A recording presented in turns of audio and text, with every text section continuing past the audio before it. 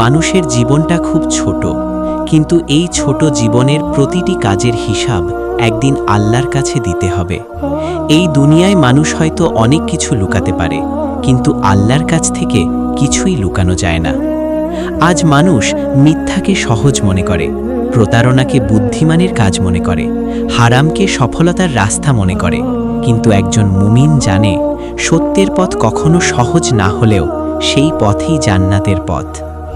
ভাবুন তো, যখন সবাই ভুল পথে হাঁটে তখন সত্যের ওপর টিকে থাকা কত কঠিন। বন্ধুরা হাসবে, মানুষ কষ্ট দেবে, কেউ হয়তো বলবে এত সত্যবাদী হয়ে লাভ কি। কিন্তু মনে রাখবেন, মানুষের সন্তুষ্টি ক্ষণিকের, আর আল্লাহর সন্তুষ্টি চিরস্থায়ী। প্রফেট মোহাম্মদ সাল্লাল্লাহু আলাইহি ওয়াসাল্লামকে মানুষ আল আমিন বলতো। কেন জানেন? কারণ তিনি ছিলেন সত্যবাদী। তিনি কখনো মিথ্যা বলেননি, এমনকি তার শত্রুরাও তার সততার প্রশংসা করত। একটা মিথ্যা মানুষকে সাময়িকভাবে বাঁচাতে পারে, কিন্তু সত্য মানুষকে চিরদিন সম্মানিত করে। মিথ্যা বললে হয়তো দুনিয়ার লাভ পাওয়া যায়, কিন্তু অন্তরের শান্তি হারিয়ে যায়। আর সত্য কখনো কখনো চোখে পানি আনে, কিন্তু সেই সত্যই হৃদয়ে নূর এনে দেয়।